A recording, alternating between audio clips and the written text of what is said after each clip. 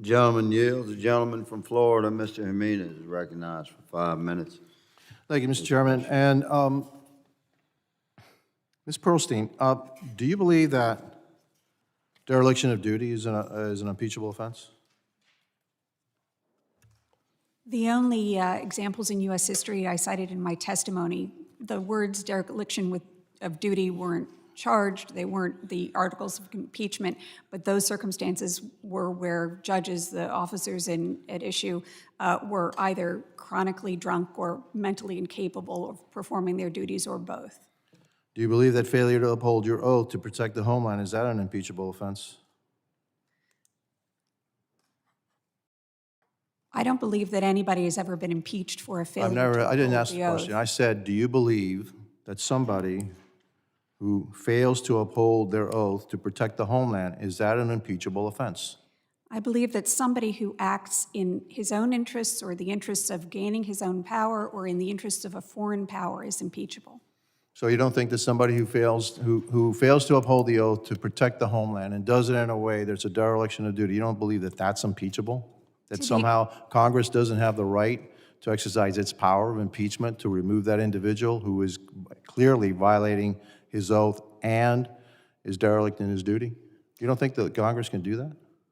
I don't know that there's evidence here of dereliction of I duty. didn't say with if there's respect to the evidence. I'm not violation of asking the oath. evidence. If Ma'am, it's a violation of the oath to the ma'am, I reclaim my Constitution- time. I reclaim my time. I'd like for you to answer my question, not your question. Okay, my question is very specific. I didn't say about this case. I'm just talking in general, all right? In Okay? general, depending on the circumstances, depending on the violation of the Constitution, it's conceivable, yes. Okay, so if we determine that Mr. Mayorkas is derelict in his duty and has failed to uphold his oath to protect the homeland, in our opinion, okay, then is that an impeachable offense? Again, dereliction of duty is different from failure to comply with the oath, right? To the extent the oath I said says both. a variety of I said things- both. So, Well, they're two different legal arguments. so I forgive said me. both, okay? So I've addressed the You can be, question can't about- you be guilty of doing two things at the same time? I've addressed the impeachability of dereliction of duty. Okay, The very question good. of the oath is something separate. To the extent it raises an allegation of a violation of the Constitution, it is potentially impeachable, but here the Supreme Court has rejected that argument. I don't believe they have, but anyway, I'll move on. Is a violation of law, is that when an individual clearly violates the law, is that an impeachable offense? Depending on the law, I guess, right? I mean, how serious that law is that your interpretation?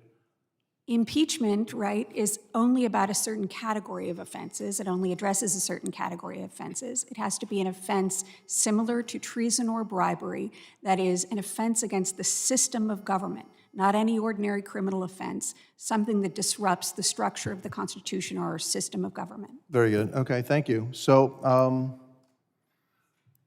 allowing millions and millions of people to come into the United States, violating the clear intent of Congress when it says that in order to be paroled into the United States, it has to be done on a case-by-case basis, and you do it on a mass basis.